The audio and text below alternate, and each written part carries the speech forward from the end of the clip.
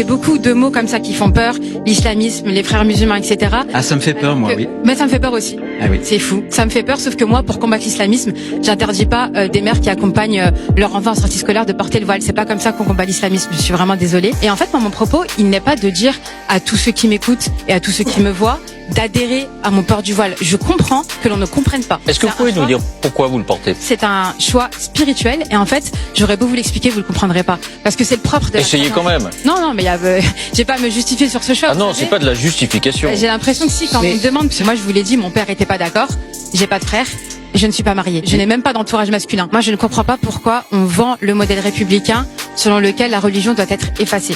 Alors que c'est pas du tout ça, on jouit tous de la liberté religieuse. Et certes, cette liberté peut être restreinte. C'est vrai. Voilà. C'est l'article 9 de la Convention européenne des droits de l'homme qui le dit. Mais sous certaines conditions. On a la sécurité publique, la santé publique, la morale publique, etc. Et là, en l'occurrence, pour ces étudiantes à l'université ou pour ces mères accompagnatrices, je ne vois pas du tout en quoi elles troublent quoi que ce soit. Elles n'ont dérangé personne. Et vraiment, excusez-moi, juste je finis sur ça. Si aujourd'hui vous vendez aux Français le fait de combattre l'islamisme en interdisant à ces pauvres femmes de porter le voile, c'est inquiétant.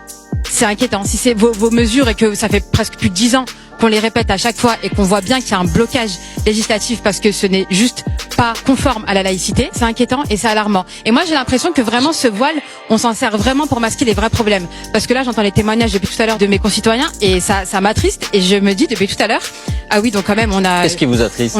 J'entends que par exemple on a eu une agression sexuelle et je suis vraiment désolée pour la fille de monsieur. J'entends que des personnes se sentent mal à l'aise. J'entends franchement des témoignages qui m'ont bouleversée et je me dis ah oui donc on a tous ces problèmes en France.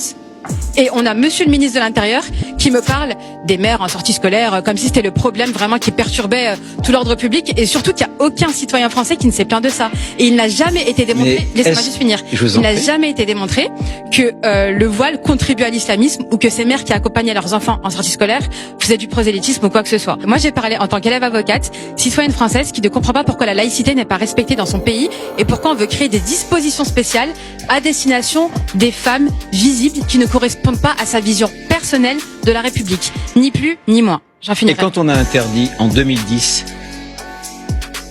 le voile intégral, Oui. vous dites que ces femmes étaient libres de le porter, qu'il fallait qu'elles le portent, qu'on ne devait pas l'interdire? Je dis que la motivation de cette interdiction était le vivre ensemble et la sécurité, et je le comprends parfaitement. Je suis désolée de pas tomber dans votre piège, mais moi je ne parle pas là, je ne suis pas en tant que représentant de tous les musulmans français, je suis simplement là en tant que citoyenne française, et je ne comprends pas pourquoi vous voulez modifier les lois quand il s'agit des musulmans. Parce que je veux que dans l'espace de la République, donc vous l'admettez, il n'y ait pas de signe ostentatoire. Vous voulez, mais la loi ne veut pas, c'est dommage. Mais si, la loi demain peut être changée.